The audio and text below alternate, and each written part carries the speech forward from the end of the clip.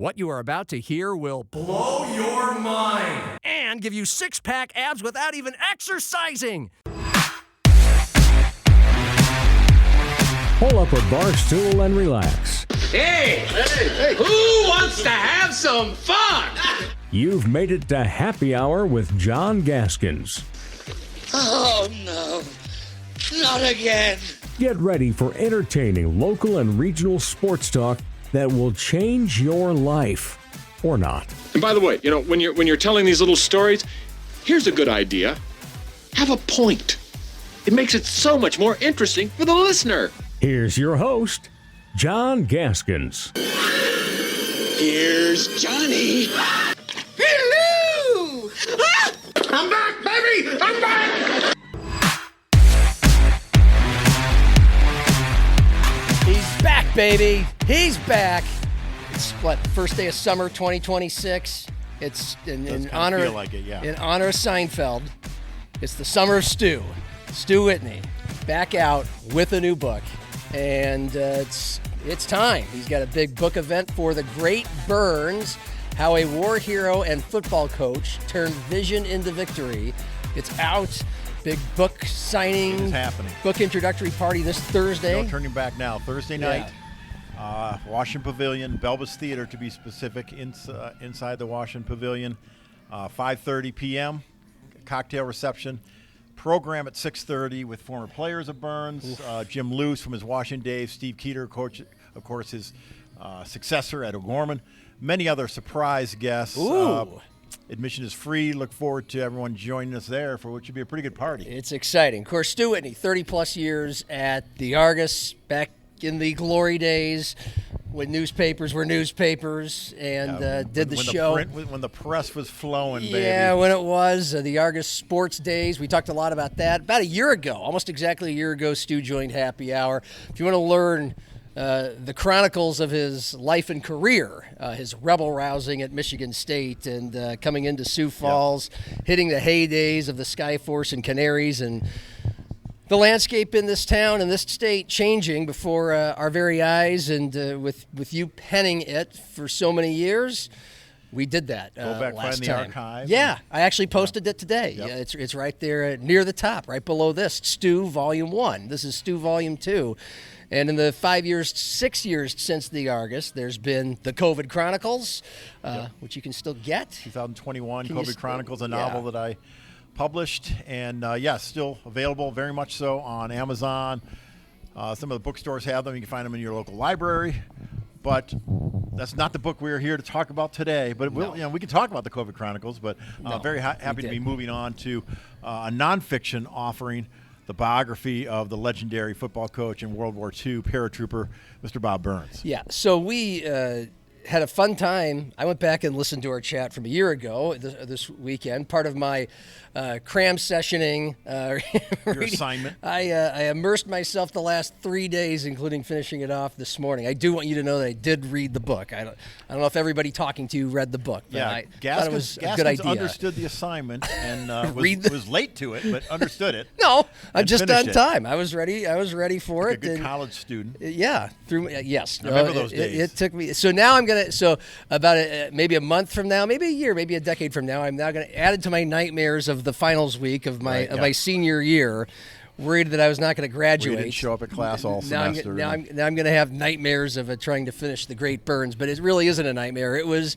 I will say this is a man who you're going to talk about extensively here, who just lived an extraordinary life.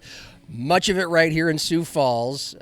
We all know of the famous football coach at Washington, Augie, a year at USD, which did not go well, a gap away from football, and then just completely reviving O'Gorman, the football program, and the school, and the Dakota Bowl, which bears his name, and many, many things. But also just a wow childhood in Sioux City. With this book is like a movie. It really is. I think that, a lot of people are like, why did you pick Bob Burns? And I wrote about in the preface, I had a kind of a special connection with Burns because I had written this large profile about him back in 1996. He had enjoyed the article, which was quite long, as I write about. I think the longest article ever to appear in the Argus Leader. And now people have heard the story where he called me up and say, hey, you should write a book about me. And that's kind of planted a seed. I felt I had almost written a book about him, but there was many layers to this man's life that had yet to be discovered. And almost a challenge to myself as not just a writer, but as a researcher, a reporter, to find, the nooks and crannies of that life and what he faced growing up, because he talked about growing up during the Great Depression in West Sioux City, which was kind of a hard-scrabble neighborhood, and being thrust into wartime when he was in college. And, you start thinking about how these, fate and opportunities that people are thrust into and that are thrust upon them, and how their lives are shaped by it. And this is a guy that, showed up at USD to play sports. The only way he could go to USD, his family was poor. His father was an alcoholic. Yeah. He had an uncle who literally, pretty much a borderline gangster in Sioux City. I think you could categorize him as a gangster. He was a bootlegger and made his money from some illicit means, gambling and bootlegging, and so and actually went to prison for manslaughter. So pretty gangsterish, and but also as I write about in the books, softened through the years and was a great family man, and has some descendants here that are well-known members of the community here in Sioux Falls, the Seagulls. So. But when you are in a situation where, you got to go to, you have to get some athletic aid to be an athlete at University of South Dakota. He's the first one in his family to attend college. ROTC was a component of that. He had to do ROTC. There was this war looming. He didn't really care for that. He didn't care for the drills. He didn't know anything about guns. He was kind of a campus prankster, big man on campus. Good, very good football player also. But a little something called Pearl Harbor happens, and all of a sudden things are ratcheted up to a great degree. And, without giving away too much, and we'll talk more about it, but ends up being a paratrooper because he thought that he kind of did that on a lark. And the next thing you know, he's on a ship to England preparing for Operation Overlord, which we know as D-Day, and he's one of the first ones dropped behind enemy lines in Normandy. That's just one of the many pieces of happenstance that helped shape the life of Bob Burns, and to me that's fascinating. How do people respond to situations like that? I mean, it's just this is a history book as much as anything. I grew up well after the Vietnam War had ended, not well after, but a few years, and certainly in my childhood there were a lot of movies, certainly a lot of books that came out about World War II, and part of me was interested, part of me wasn't. But then Tom Brokaw did The Greatest Generation, and we just Band of Brothers came out. I took history class. I'm well aware of it's literally a world war. So I mean, kind of a pivotal point in the history of.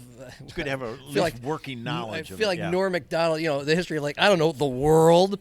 It would have been very different for a lot of us, but I was never interested in going beyond our history textbooks, and this is a guy who was in the throes of it, man. Everybody knows generally what D-Day was and the beaches of Normandy, or when you hear about Omaha Beach or the Battle of the Bulge, he was in both. Yep. And he was right in both, and he was leading men into battle, and so many around him died. And that's part of what the war stuff in here is, like all war stories, phenomenally intriguing, compelling, really sad, really intense. But then, when you finish the book and you realize what an incredible life he led, how many people he affected through his will and his personality, you go, what? What if he was in the high percentage of people that went there in these battles and didn't make it out?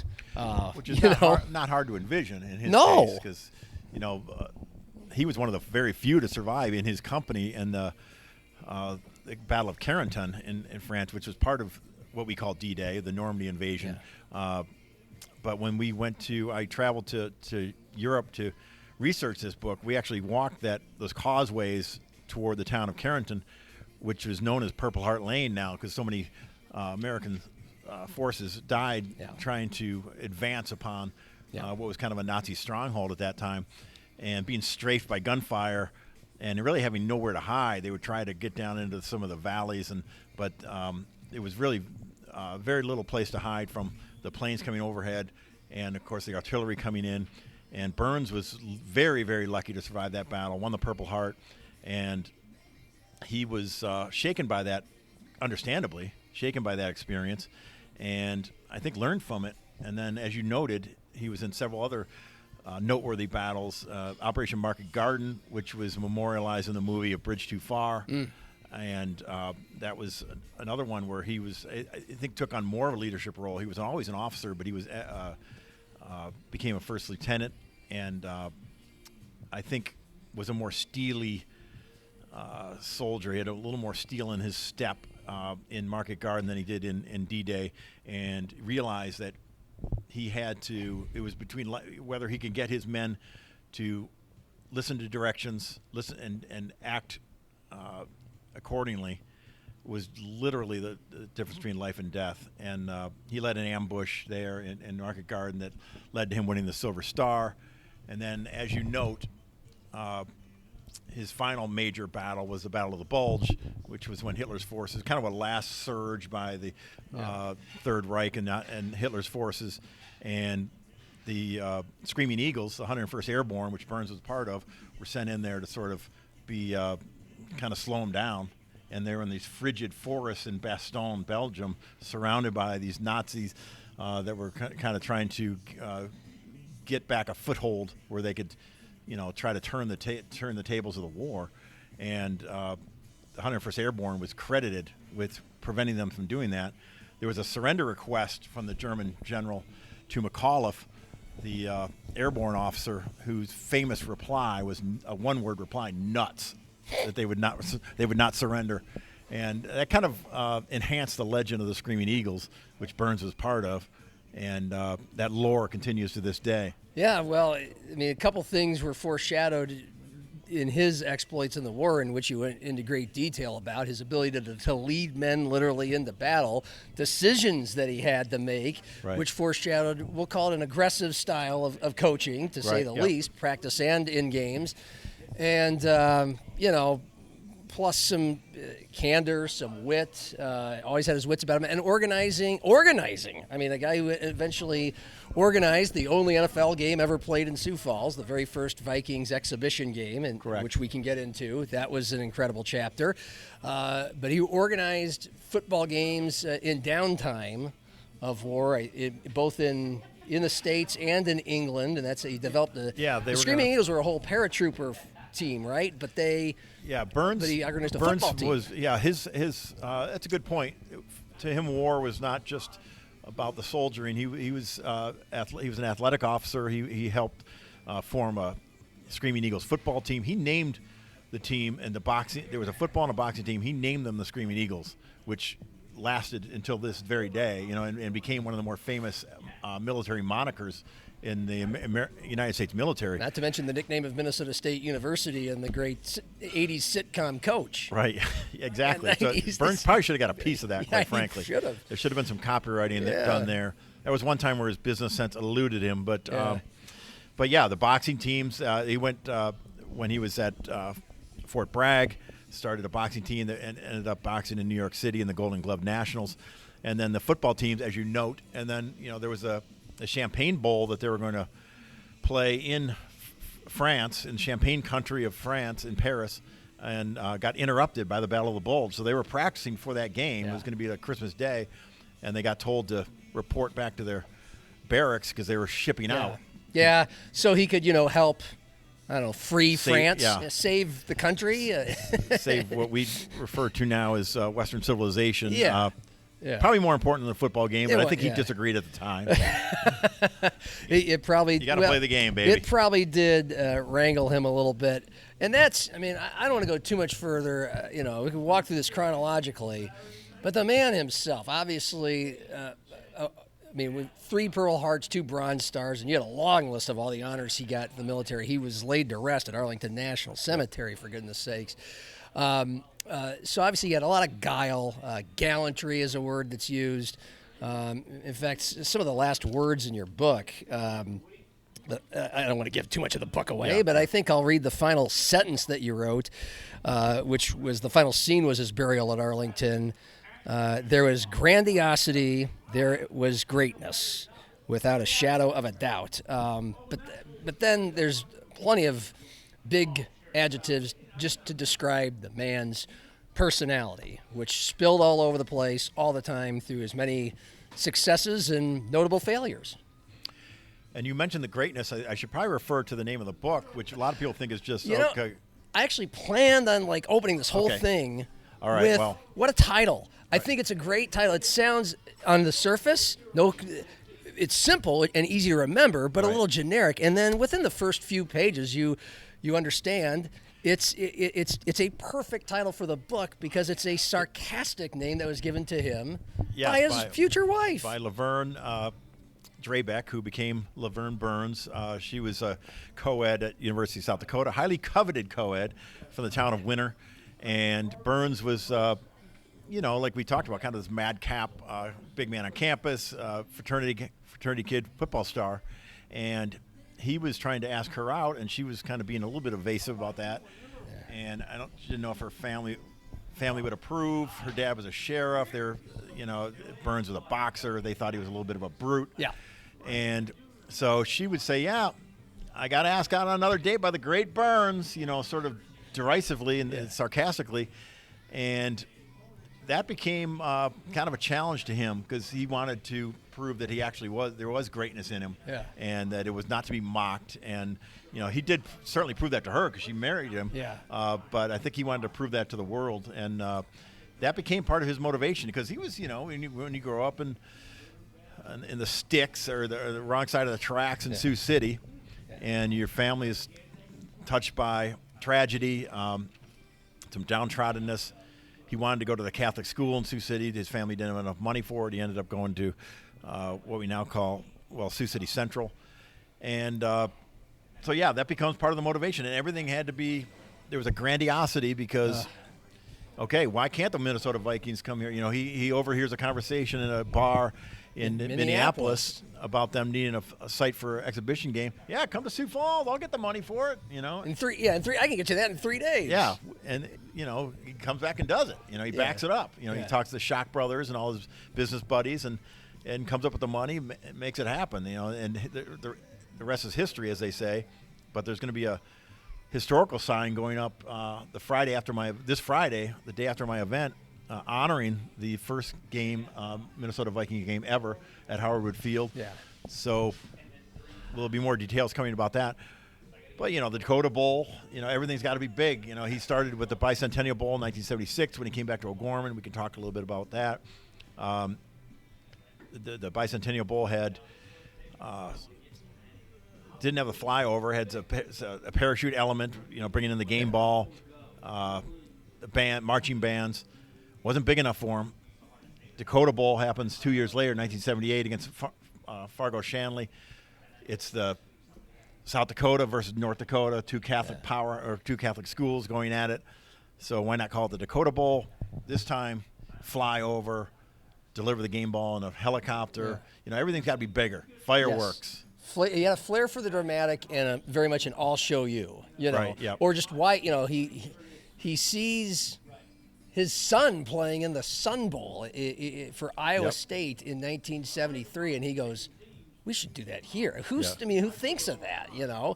That was his inspiration. Yeah, it's incredible. Who would think? People were like, "Wait, you can't have a bowl game in high school, and you can't have it at the start of the season." Huh? And he's like, "Yeah, well, actually, we can, and we're going to do it." Yeah. And he did single-handedly make it happen.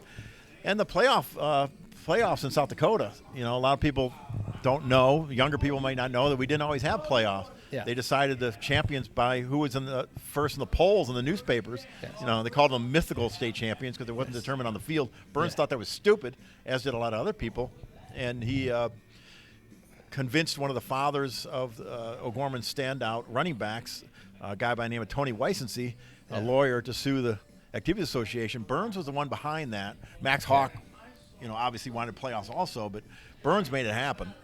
And that was yet another thing that really kind of sounds like, okay, that's a nice gesture and all that, but it changed the course of South Dakota high school football. Well, yeah, and you had 90. I counted about 91 interviews for this thing. If you count the about 15 interviews you did just for a 15 source news story, which You bragged last time might be the longest Argus Leader article ever written, and you only added 76 more interviews to that for this book, and clearly you spent a lot of time with Steve Keeter, as one should, because he's such a part of the Burns legacy. Took over for him and became the winningest high school football coach in South Dakota history after succeeding for Burns, who had the vision to bring him in, pluck him away from Webster High School, but he just the line of succession was a little slower than Keeter wanted it to be. Yes, it was. He got restless.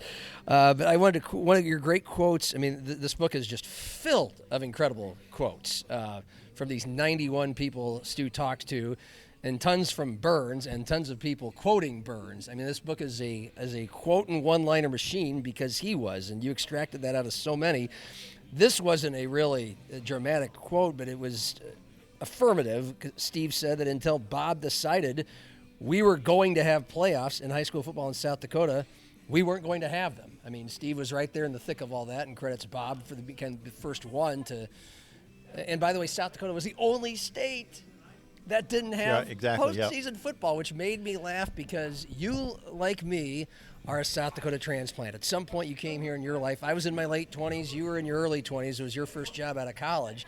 But I remember just kind of being a part of the local sports scene via a radio show, meeting people like you, learning more about the culture here, and especially the sports culture.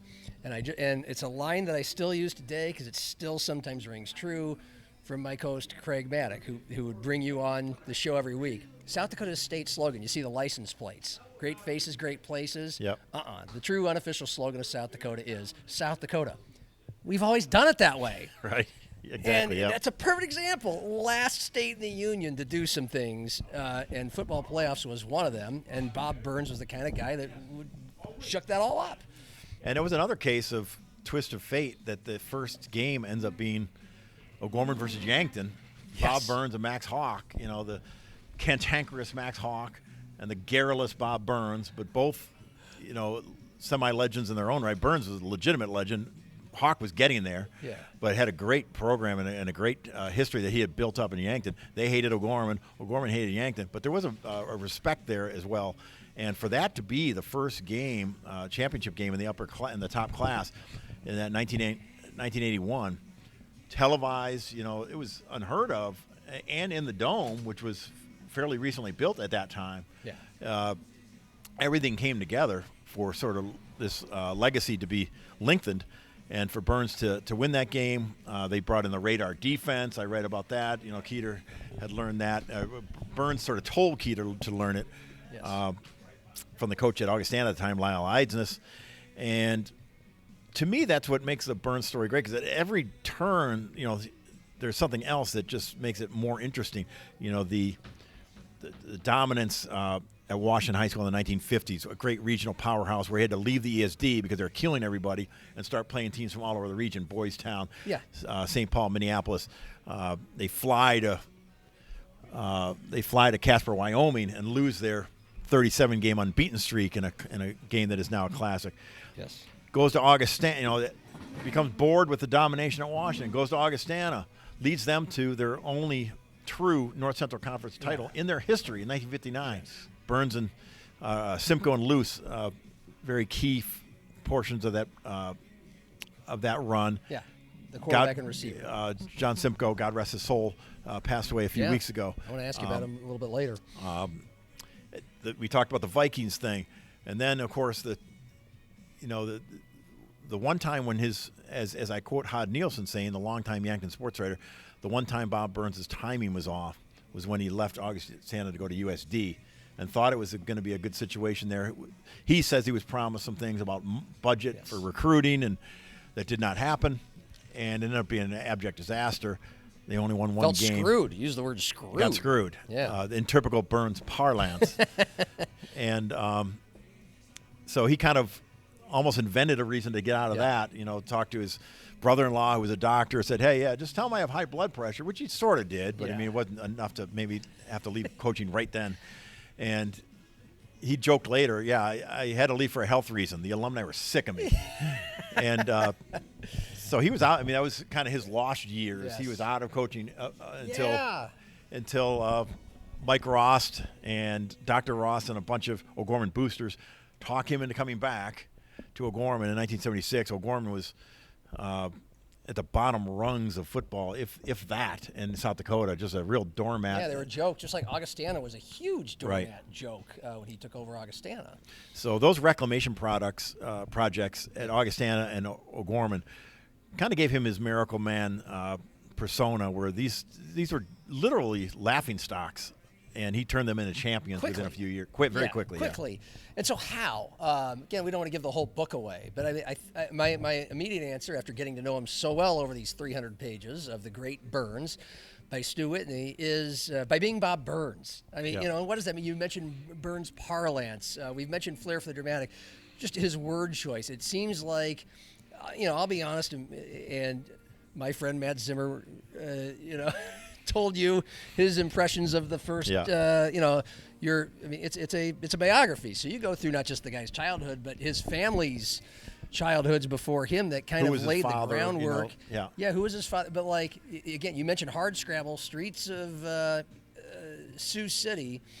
And I think, gambling. His dad was a checker player. His dad and his uncle, or his dad and his brother-in-law, two huge figures in his life.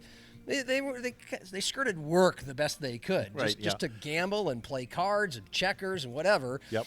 And but they were from the streets, and they had this kind of riverboat gamblers mentality to life and everything they did, and that seemed to permeate through to Burns and the way he went about all these successful but ambitious, risky endeavors that he did. And so, and with it comes again the parlance, some of the great quotes and the stories. The stories just about his personality, especially from his former players. You talked to a lot of former players. They almost all say he was the funniest SOB they've ever encountered. Yeah. And that was part of their loyalty to him, that he made them laugh. He showed them how to laugh. Yes. And they learned how to cry. There was some really tough moments when you're playing for Bob Burns. Back then, it was a different culture, and he was a very hard driving coach. I mean, and to the point where injuries were not really totally tolerated. And there's a lot of examples of that. Yeah, and so Bob Vikender at Augustana played on a broken leg for a couple games before he finally was put out of his misery. And they said even at his funeral, some of them joked about going up to his coffin and muttering under their breath, "Get up, Burns, you're not hurt." That's right. But you talk about his kind of the bombastic personality. And high-pitched voice, right? Yeah, he had that kind of squeaky, high-pitched voice. It was,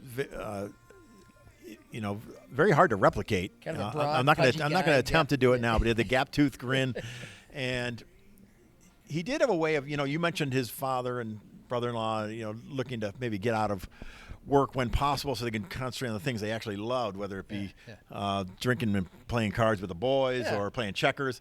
And Burns had a little bit of that, I write about when he was ROTC, he was an officer, officer in training, so he was supposed to be able to tell people how to do things, and he was a gun safety course. He was supposed to show people how to sort of disassemble an army rifle, and didn't know how to do it.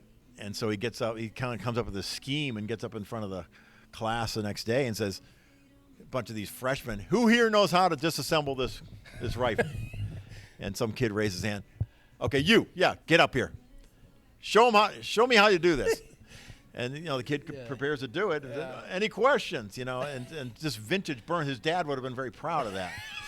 And bullshit through anything, basically. And when he was in Sporting Goods, I think I quote Mark Miley, whose dad Al Miley was working for him part time, and when Burns went into Sporting Goods in the mid '60s, and said Mark was a kid and he'd be sleeping under one of the desks while all the guys were just playing cards in the office all the time, and very little actual sales of sporting goods going on. Well, I mean, his brother-in-law and older sister in Sioux City would run a fountain store where the real action was happening in the back. Right, exactly. Soda fountain out front, bars, booze, whiskey and rye in the back, which was illegal back then. And you mentioned the sporting goods, like that's he didn't start after the war, after being this decorated war hero. well, what now? Which was a lot of people who go through war we hear about that plagues a lot of them. What am I now? And it seems natural. Football coach. That's the. George Carlin did a whole bit about the, the warness, I guess, of football compared to baseball, the lackadaisy of the baseball. Pastoral nature of baseball. They play War Memorial Stadium. In baseball, the goal is to go home. Yeah, and to be safe. Yeah. To be safe at home. And so it seems like, leading men into battle of football field, that's like the closest thing to real war, like in sports, right? And it's a huge team, 11 on 11. But that wasn't his first gig. He sold sporting goods, and then Yankton was, of all places. This is stuff I knew the name. I knew some of the history. You gave me the Cliff's Notes for about 10 minutes, and you talked about developing the book in this chat last year. But I had no idea the man got his coaching start in Yankton. And what do you know? It was off to a booming start. Yeah, he got married very soon after he came back, and I was able to get one thing I should probably say is I want to thank the Burns family. I work very closely with Patrick Burns, Bob's grandson, who's a lawyer up in Minneapolis. He'll be here on Thursday for the event. Bob's sons that are living, Steve and Jim. Jim lives out in Seattle, but Steve is here in Sioux Falls, and Steve was both were very good football players. Steve played at Iowa State, as you noted, was a great linebacker there. Played with George Amundsen, and but they were able to provide a lot in addition to their verbal testimony. They were able to provide a lot of documents, some video, and letters that Laverne had written during the war. Unfortunately, I didn't have many directly between her and Bob, but she wrote letters to her parents and to her sister, talking about her letters to Bob and talking about her phone calls with Bob, and they remained somewhat close. He was kind of a little bit seething with jealousy because she was out in Oakland at the time. She was out in California where the Marines were and the Navy, and she was having all these dates with naval officers and Marines. And meanwhile, he's busting his ass over in Europe trying to win the war. Yeah. And so he may have had a few dates over there. Yeah, just one or two. I'm guessing. And so he comes home. She had stopped by to kind of spoken with his mother, where's Bob, when's he getting back? And so I write about the courtship. I'm not going to give everything away, but kind of an interesting courtship, where he goes to visit her family in winter. They get married, and so he basically needs to get a job. He can't just, I'm sure he probably would have preferred to be coaching, but he thought, I need to have a respectable profession. I'm going to do sporting goods. Dwight Hoff was a sporting goods magnate in Sioux City. So he was doing that. And but Hod Nielsen, his buddy from USD, who was then in Yankton, knew that the Yankton football program was struggling. He said, "Hey, I think they're going to fire their coach. Yeah. You should apply for it," which Bob did. Didn't have a teaching certificate, but they kind of worked around that. Yeah. He takes a job. He always worked around teaching. That's the other. Right. You've already given one example just during his ROTC days. Yeah. But the one thing Yankton, they had very good teams the 2 years that Burns was there. Yeah. They also beat Washington both years, and that got the attention of some powerful people in Sioux Falls, including Pierce McDowell, who was on the school board, whose son Mick was a football player at Washington. Again, not wanting to give too much away, but that led to Burns coming to Sioux Falls. Yeah, right. He literally immerses himself in practice. Blew out his back while throwing a block during a drill. Knocked a player into the cinder track. And there's just a zillion of these practice stories, and my favorite was one where I think I know what's coming here from Washington, and we're bouncing around, which is great, because another thing about him was obviously you mentioned bored with Washington before Augie. Well, he didn't get bored with Yankton, but he just saw a grander opportunity and struck at it. He was, there's nothing against Max Hawk himself for staying in Yankton for 30 years. Different personality. But Bob wanted bigger and better things. So when the opportunity at Washington came, he took it. And when he went 55-8-3 in 7 seasons, and as you mentioned, they were beating up on teams as the only public school in Sioux Falls, beating up on, I think it was Cathedral back then. And then the Yanktons and Brookings of the world, the Watertowns, he decided to Aberdeen, go play Huron, regional powers. And then once he dominated regional powers, he's like, okay, we've made our point here at Washington. And he also knew well, they had by far the biggest school. They should have the best football team. They should be beating up on all these teams. I need another challenge, so I'll take over a doormat at Augustana. But during the maybe we have ESP on this one. I think the classic practice story was when he paused practice for a second at Washington. Yeah, there was. Was this the one you were? They were going to play. Yeah, they were going to play Dubuque, and there was an assistant for Dubuque who had a brother in Sioux Falls, and he had him recruit a buddy and go up to one of the buildings near Old Howard Wood Field, near the viaduct down here, with some what we call binoculars. Burns called spy glasses, and they were checking out practice. Seeing what they were running. Burns found out about this. Number one, first thing he did was instruct his team to start running a spread offense, which they would never do.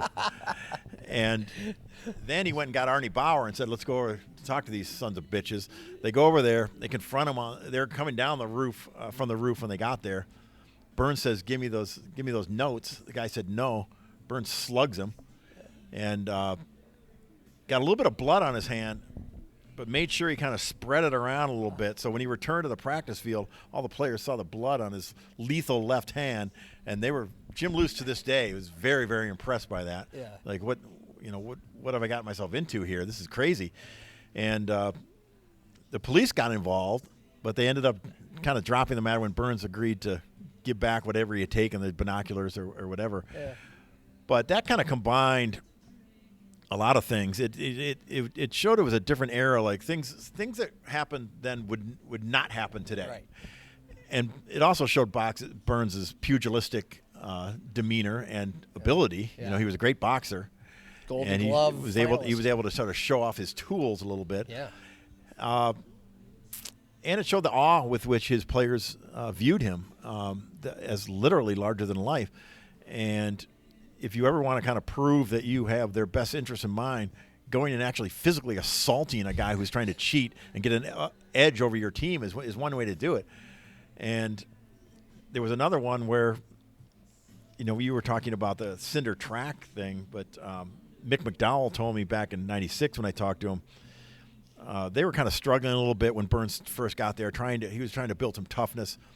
And some guy took a really hard hit in one of the drills and went down and was grabbing his knee and was actually pretty seriously hurt. And Mick McDowell said all the players were looking around like, this is terrible. I hope he's going to be okay. And Burns just stood there and looked at him and said, now we're getting somewhere. And that kind of was a turning point where I feel sorry for the player. Yeah. But it was a turn in history for the Washington program. Yeah, there's a lot of stories about his bravado, his brashness. And I took a lot of notes. And I tried to take notes of the best stuff I saw. And if it was a great one-liner, like some of the ones you've quoted here, I put a star next to it, and I wanted to recite some of them here. But I don't want to give all those away. There's just a lot of gold in here.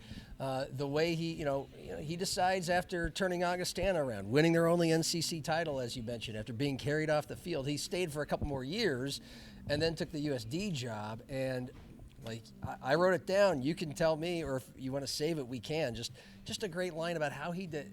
2 sentences about how he depicted his time at Augustana is pure Bob Burns. We can leave that for people to read, or you can recite it if you want. Yeah, well, I mean, I feel like I've got to do this a lot now. There was one thing he learned about being at a private school. You had to rely on outside donations and outside support. Chris Christopoulos was one of the main ones. The Golden Greek, they called him, restaurateur, who became Burns's partner in terms of selling tickets for the Bob Burns Dakota Bowl, and became very well known for that. He was already well known in Sioux Falls for his restaurants, but if you committed to attend Augustana, you get a call from Chris Christopoulos. He would say, "Hey, put in a couple shifts at the Chris's Grill, his restaurant." Whether he actually showed up for the shifts or not, I don't know. But you're going to get some money on the side. Yeah. So there were some creative ways to sort of bring people in. Jim Luce, Burns told Jim Luce, who had an offer from the University of Nebraska to play baseball, told him, "You don't want to go to Nebraska. You're a football player, and you'll start at quarterback for me if you come to Augustana." So he talks Luce into it. Luce is coming to Augie. About a week later, Luce reads in the Argus Leader that 2 other quarterbacks have been signed out of Minnesota by Burns, and Burns is talking these guys up. So the Simcoe thing is interesting too, because he wanted Simcoe to come to Augie for obvious reasons. And Bob Swanhorse was a great basketball player from Crestbard, who was also being recruited for Augie. Burns was the athletic director. He writes a letter to Simcoe, hey, if you come to Augie, I think I can get Bob Swanhorse to come. Yeah. Bob Swanhorse told me later on their wives were going through their scrapbooks. He had also a letter from Burns. Hey, if you come to Augie, I think I can get John Simcoe to come. The exact same language, just transposed the name. But they both came. Yeah. He had a way of making it happen. Oh, I mean, yeah. His ability to persuade people was near the top of the list of his qualities that were so fun to read about and also made him so successful. Simcoe, playing for Washington, said of Bob, "We were scared to death of him, but later discovered that he really knew kids. He taught us that nothing less than the best effort was good enough, and he taught us how to laugh. He had the ability to motivate ordinary athletes to perform extraordinary feats, knowing that the sky was the limit." And then later on, Simcoe's last quote you had in the book, a guy like Bob Burns comes around once in a lifetime, or maybe more rarely than that. I mean, that's no less. So, I mean, maybe you told me last year it wasn't, you wanted to write a second book, and I don't know if you definitely wanted to write nonfiction this time or not, but you're clearly a guy that has thrown himself into the fabric of South Dakota and you for your whole life and career, and that this wasn't a tough place to go to write your first nonfiction book. You wanted something South Dakota, and this was it. I felt pretty comfortable with this subject, and it's funny you mentioned John Simcoe, because he was one of the first people I called when I decided to write this book, and he was number one, very excited, and number two, very supportive, and he was one of the first interviews I did as well, and then he and I exchanged emails quite a bit, doing fact-checking stuff, and he not only played for Burns, he coached. He was hired by Burns as a freshman coach at USD in '62 when Burns went there, and he also worked with Burns at Sporting Goods briefly before he realized that was not his gig, and then he went to law school, which turned out pretty well for him because he ended up being a federal judge and a very respected member of the community. But I think Simcoe knew that there was more to be mined there in the Bob Burns story, that sometimes the stories are more surface level, the Bob Burns jokes and stuff that people knew. To get down to the essence of the man, I think he knew that was something that I could do, and I think it was worth doing. John Simcoe unfortunately went into hospice a few weeks ago, about 4 weeks ago, and then died. And I was able to, through talking to his family, bring the manuscript in for him, and they were read him some chapters from the manuscript before the book was published when he was in hospice. And going to the visitation and going to the funeral, I think that meant a lot to him. And so his impact on this book being written and the Bob Burns legacy sort of being lengthened to be appreciated by a new generation. John Simcoe had a huge hand in that. Yeah, I mean, we learn all about how great of a tactician he was. Not an X's and O's guy, but a tactician of just learning other teams and figuring out how to beat them. Just always one step ahead of the guys. Like not only figuring out somebody's spying on you, but then run a dummy system to fool them into thinking. And still, like, that would have been enough, and they could have just won the game that way by just outwitting the spiers. But no, you had to go beat them up anyway. But then we learn through all your conversations with people like Simcoe, but certainly his sons, Bob's kids, just about not only the kind of heart he had, even though he was somewhat of not an absentee father, but a typical football coach who, couldn't always be there. Yeah, the wife was a football widow, and then when it appeared he liked to spend as much of his time out at the Elks Lodge, drinking, playing cards as he did at home. But yet these little moments he had with all of his kids, all 5 of his kids, that steered their life in what appeared to be the right direction. The softer side. Yeah, that was one thing that I wanted to bring out, is because you talk about how Bob was affected by certain things that happened in his life. How were his offspring impacted by this larger-than-life figure, this bombastic football coach, war hero, who got a lot of attention and enjoyed that attention and spent a lot of time, as you noted, away from the household, not just because of his rigorous coaching schedule, but because there was cards to be played at the Elks Club. You know, you got to go to quarterback club. You got to hang out with Christopoulos at Chris's Grill. You got to shoot the shit with the boys. How did that affect his sons? And each one had a different story to tell. You know, Bob Jr. was the oldest and became a lawyer. Suffered from polio briefly that kind of affected him a little bit, prevented him maybe from being the athlete that his father maybe had envisioned him being. Bob Burns always said he was Robert, who I call in the book, was the brains of the outfit. You know, he would help him. Burns had a fruit stand on Minnesota Avenue near where Hy-Vee is now in the summer, and he would rely on Robert to, you know, tally up all the transactions so Burns didn't have to do the math in his head. And Robert became a fairly prominent trial attorney in Sioux Falls, died a few years back. Jim, next oldest, was a very good athlete, went out to Deerfield Academy, which is another part of the book that he goes out to this pretty prestigious private academy out in Massachusetts and plays football out there for a couple of years. Bob Burns comes out once to visit him, and Jim, you know, ends up finding art is sort of his passion, and ends up being an artist. He lives out in Seattle now, but his desire to sort of please his father led him to kind of an unorthodox high school career and tutelage. And then there's Steve, who said, you know, was kind of rejected by Deerfield and didn't have the grades for it, which was fine with him, and has I think kind of an interesting path at O'Gorman where he's playing JV basketball, and he's kind of a little bit of the rebel of the family, smoking and drinking. Yeah. He's driving to school with his buddy, and he's smoking a cigarette. Who looks up when he's at a traffic light? JV basketball coach, his coach is staring at him from the car across the way. He's kicked off the basketball team. Rather than just sitting around, like now they might sit around and play video games, he throws himself into the weight room at the YMCA with a sort of a religious devotion. Almost like a prison sentence. That was his own paying penance. Yeah.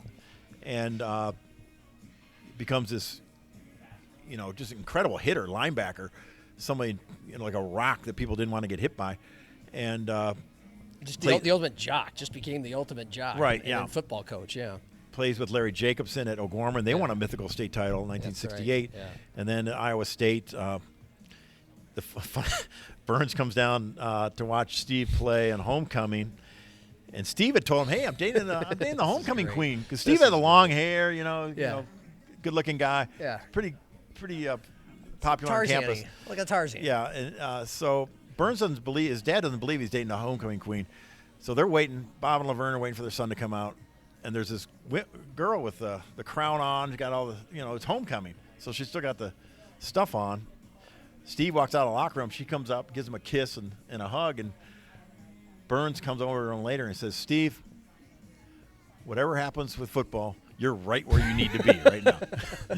So that won the old man over. It's one-liners galore, which is certainly just a big part of who he was. I've got one.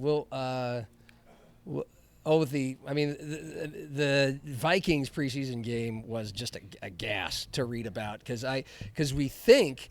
I remember learning that when I first moved to Worthington, just an hour east of here, and kind of becoming familiar with the Minnesota Vikings history, and learning Sioux Falls was the first place that the Vikings ever played a game, and Bob Burns was literally the man that made it happen. It started in a bar in Minneapolis, right? And so that in itself just ramping up to the event, but then to learn that the event was pretty much a failure. I mean, it's looked back on as, hey, he brought it here.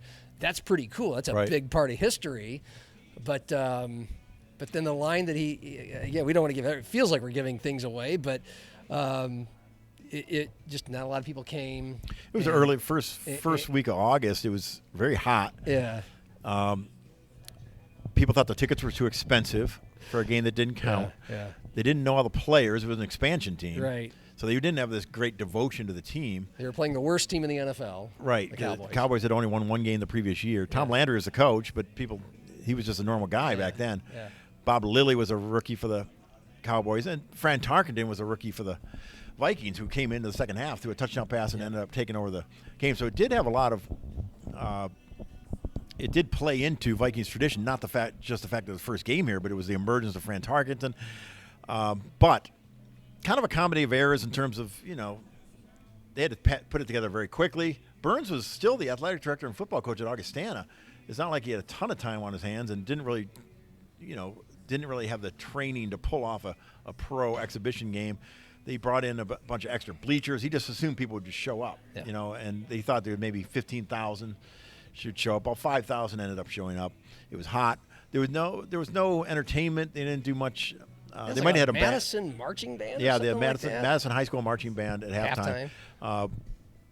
He learned from that, though. I'll give him credit.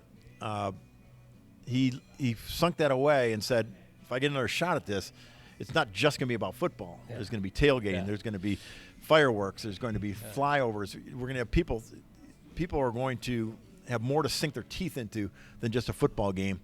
And, lo and behold, we get the Dakota Bowl, which changed the course of high school football. We talked about the playoffs changing the course of high school football. Almost every community now has a preseason bowl game that's a fundraiser. Everybody does. Yeah, that was all Bob Burns. Yeah, everybody does.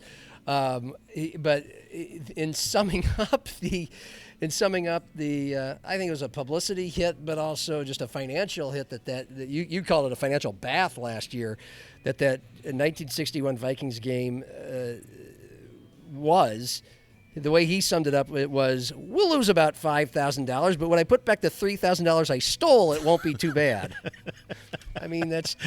God. Well, that's funny because he was talking to Blackie Sherrod, who was a very kind of famous sports columnist for the Dallas newspaper, and Blackie Sherrod showed up in town expecting to write about the Cowboys. Yes. And ended up, I'm just going to write about Burns. This guy's a hoot. Yeah. And the column that he wrote ended up being in one of his collections of columns, and basically just followed Burns around and quoted all this crazy stuff that he was saying. Yeah. So, Burns was just a sports writer's dream all the way back then. That tells you all you need to know. But this is a story of a guy who went through real peaks and valleys. It felt like the time, he fails at USD, and he's out of coaching, and maybe for good, at the age of like 42 or something. He accomplished all this at Yankton, Washington, Augie, and then one bad year at USD, and he wanted to. And we talked about the kind of excuse. Yeah, he kind of made up the health reason. That kind of boxed him into a corner because people weren't going to hire him if they thought he was going to keel over or something. And it felt like he probably. It just seems like maybe he lost a bit of himself in the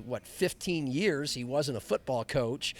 And so it's a comeback story as well. Just the O'Gorman years, not just the Dakota Bowl, but the fact that O'Gorman was a laughing stock, and we all know what they became once he took over as coach and Steve Keeter, his kind of handpicked successor 5 years before Keeter took over. Didn't. So, a lot of people around here know that whole story, and you documented it really well, but that was kind of like the last hurrah, just, kind of the going out on top sort of thing. One thing people don't realize was it wasn't just football that changed at O'Gorman. A lot of things changed at O'Gorman, the Sioux Falls Catholic school system. Tom Lorang showed up the year before Burns and was instrumental in turning O'Gorman into a very highly credited academic institution. But he knew he needed Burns to help him reach those ends, because when Burns gave one of his first talks, he said, it's not just about football. We need to, a rising tide will lift all boats. And if the football team is good, people have more pride. They'll go to the games, and it'll lead more people to donate money. They'll want their kids to go there, and everything will get better. And that was his vision, and that's kind of what happened. But took a lot of work. And Tom Lorang, they had to kind of transform the faculty. They had a lot of nuns and priests that were teaching. They brought in a lot of lay faculty, and the facilities, when I quote Tim Donahue was a quarterback in 1976. He said they were walking through the halls. There's puddles. The roof leaked, so there's buckets in the hallway when he's walking through. It wasn't really a place you take pride in. And I think it's a good indication of, you see at some of these SEC schools and college, that football is kind of the engine for other things to get better. Yeah. Burns understood that. Lorang understood that. They had kind of a interesting personal dynamic because they're very different personality-wise, but they both had the same aim. And that was one of the more fascinating parts of the book for me to write was this guy, this behavioral psychologist from Yankton who was hired as O'Gorman's principal, kind of getting through to Burns. And he was doing I'm giving away too much, but one of the first things he did was sort of talk to the faculty about different personality types. And Burns was not interested, because it was kind of technical language. He was, fiddling and getting up to go to the bathroom and coming back. And so Tom's realized what he's got to do. He said, Bob, you're a driver, right? And that was one of the personality types, a driving personality that tends to be the force of nature. And that got Bob. And now Bob sits down. Now he's interested because they're talking about him. And he goes to the superintendent or principal the next day because Tom was assistant principal at the time. I think this new assistant principal kind of knows what he's talking about. I think this might work out. Yeah. And so that the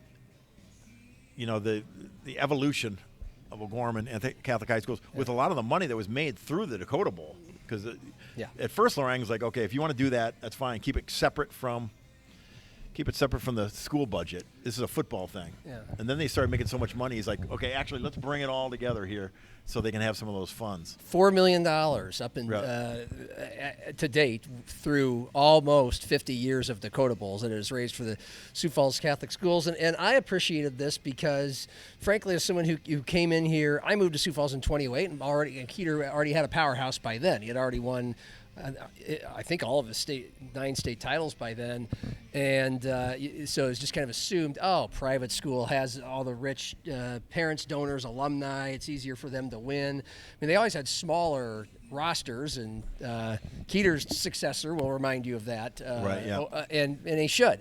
But it wasn't always easy at O'Gorman, I guess is the point. And again, this book tells you the story of how O'Gorman kind of became O'Gorman. Well, they wanted, that most of us know. At the very least, they wanted all the Catholic families to say, our kids are going to do it. And a lot of them already did, but not all of them. And Burns, one of the first things he did, well, first of all, he brought in Steve Burns, his son, as one of the coaches. Yeah. He recruited some young coaching assistants that were football players that recently done playing in college.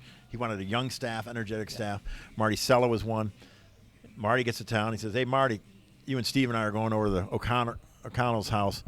Kevin O'Connor's older brother had been a great player for Lincoln, and they were Catholic. Burns found out about this. They go over there. They start talking to Kevin. Hey, if you're Catholic. Every good Catholic kid needs to go to O'Gorman. We're going to have a great thing going on. We're going to rebuild it. He can, sell ice to an Eskimo. So next thing you know, O'Connor's going to O'Gorman. He ends up being one of the stars of that 78 team that wins a mythical state title. And so it wasn't just a situation like Washington where Burns showed up and had all the material he needed. He had to really kind of use some elbow grease to build that football program. So I'm sure when you first got here, Keeter had already won a few state titles. You got here in 1990. And Burns was still alive. You got to learn the story. You saw the Dakota Bowl. I'm sure that sparked some things in you. Yep.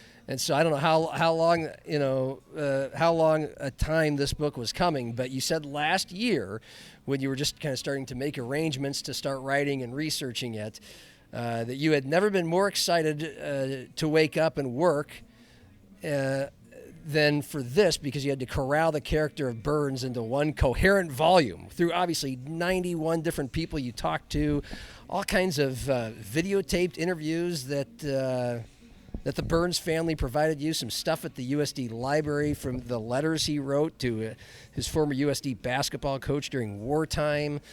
What in the aftermath? Well, first of all, before I say now that's all, I'll ask you the now that's all over part to land the plane. But what was this experience like for you? I thought it was a great professional challenge, and I wanted it to be a great professional challenge. I was kind of at a point in my career, I had been working, to put it in a nutshell, I stopped working at the Argus after 30 years.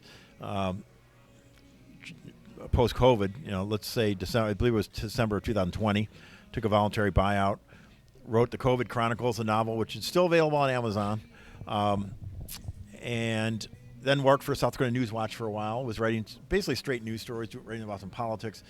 Didn't feel totally stimulated professionally, creatively. I had written the novel, and I was like, one of the better things one of the better journalistic skills I believe I have is these profiles where I really dig into someone's life and see it from all perspectives. Even if that person's not alive, it's called a profile for a reason. We're talking about the profile of that person, talking on the periphery.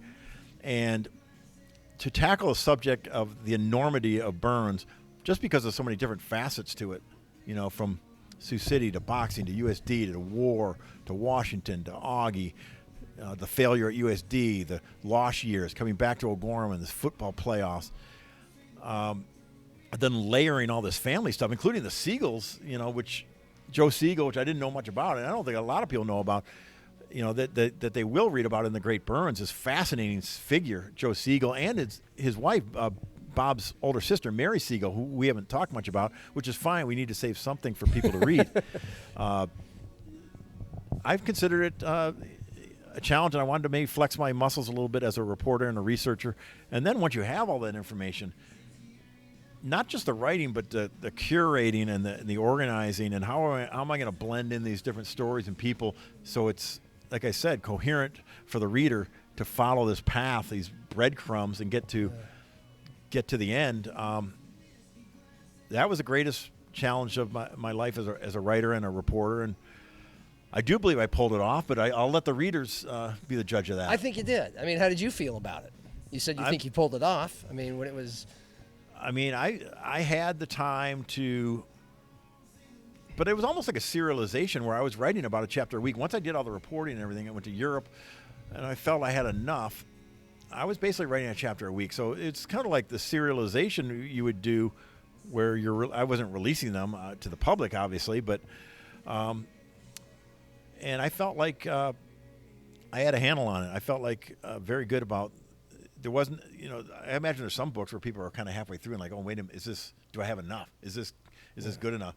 Self-doubt creeps in. That was never the case with The Great Burns for me. I knew I had an incredible story. It was all on me to tell it, and I felt confident and still feel confident. I just want people to read it. No, I think it was, as most of your writing is, well laid out, very descriptive and detailed at times, but in the end, quite entertaining. I mean, it's just kind of like life. Once you get past a war, everything gets a little easier and a little more fun.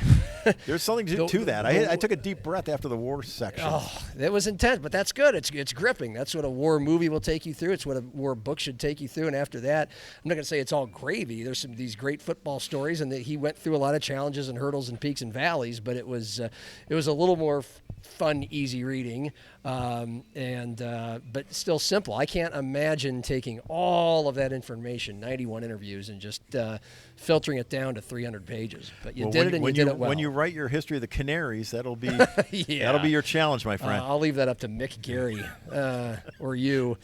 Well, you did well. Congratulations. This is going to be fun, and I'm happy for you because it clearly took a lot of work. And what's it been like now to just kind of, now you're just doing the promotions and the tour and the thing at the theater on Thursday night? It's a coronation. It's different. I mean, you just kind of switch to a different gear, and it's no less challenging because you want to make sure you're getting the word out, and you always think, oh, I should be doing this. Yeah. But I think Thursday night will be fun because it's a chance for people to, if you haven't gotten a hardcover, the hardcovers will be there. We'll be signing them.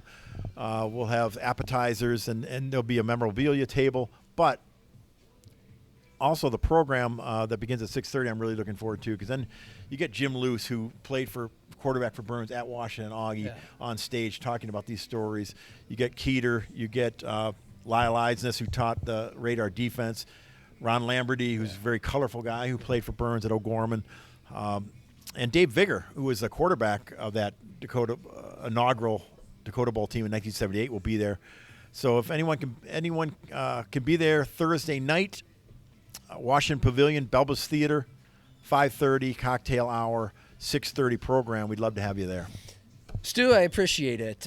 Job well done. The Great Burns, How a War Hero and Football Coach Turned Vision into Victory. And on the back cover, by the way, it says, in love and war and football, taking the easy route was never part of the plan. That very well summed up. Yeah, I thought that was a good quote to put on the back. I do want to say before we sign off, Amazon paperback's available. You could have it in 2 or 3 days. You order this book on Amazon. You can go to the website, thegreatburns.com or stewhitney.com. There are links to order there.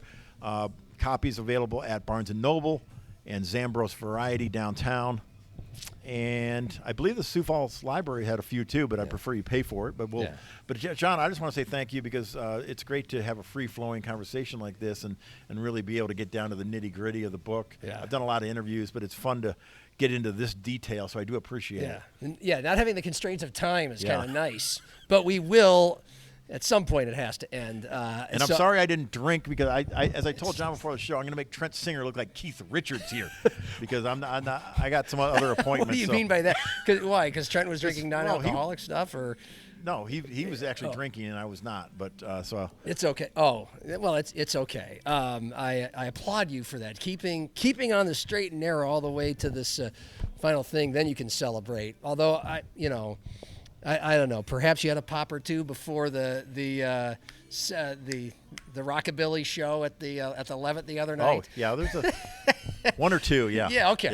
Yeah. The the bassist from the Stray Cats put on a good show. That was a good show. So is this. I hope people enjoyed it. But it's just the tip of the iceberg. What should we say? Consume ingest the 300 pages. Soak into it like a warm bath. Bob Burns. It's a great read. It's a great summer read. Thank you, Stu. Appreciate it. Appreciate it, John. Stu Whitney, the one and only Stu, for video producer Cordell Wright. Thanks to the folks at Gibs once again for providing us and Stu a place to chat.